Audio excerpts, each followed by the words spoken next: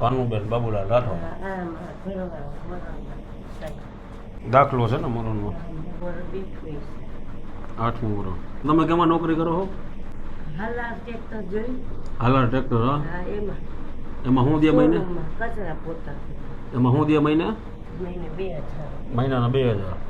પછી કાંઈ ઓલું બીજું સહાયમાંથી આવે છે, વિધવા સહાયમાંથી કંઈ મળે? કોઈ જાતનું વસ્તુ નહીં સાહેબ. ભાઈ મકાન છે એ ઓલા છે આપણે સરકારી ક્વાર્ટર છે. હા તો એમાં એવું છે ઈ કે હાલો વેરો ભરવો જમા ડાયરેક્ટ લાઈટ ડાયરેક્ટ છે મીટર નથી તો ઈ કે તમે વેરો ભરો અને આનું બધું પૂરું કરો તો ઈ કે અમે તમને આધાર ઓલો સહાય આપે. આવકનો દાખલો કાઢી લે તો તમને આ મળે. મેં ધક્કા ખાઈ લીધા. બધે ધક્કા ખાઈ લીધા. હા અને અમારા રાશન બાસન કોઈ કાંઈ વસ્તુ નથી આવતું. ફિંગર અપડેટ થયા પછી ફિંગર નહીં આવતો હોય. હા તમને કેવી રીતે ખબર પડી આમ કરિયાણું પહોંચાડી છે? રંજનભાઈને કીધું? રંજનબેન વાત કરી એના નંબર લઈને તો તમને કોન્ટેક્ટ કર્યો. તમે આ કેટલા વર્ષથી એકલા છો?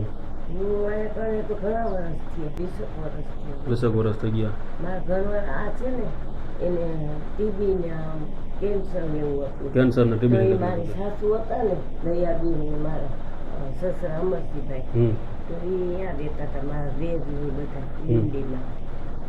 અહીંયા પછી ગુજરી ગયા. તો પછી તમે ફોનમાં મને કહેતા હતા કે હાવ લોટ ને કઈ નથી તે હાવ એવું હાવ એવી પરિસ્થિતિ. કાંઈ નતું તો મારું ઘર જોઈ લ્યો ને સાહેબ તમે. હા. તે મારા ઘરની અંદર કાંઈ ખાવા પીવાનું કઈ હતું જ નહીં. હા હા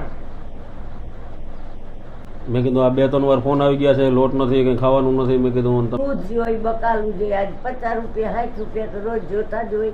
તમારે તો હવે ઉંમરે ઘણી થઈ ગઈ. એની જો દૂધ ખરાબ છે.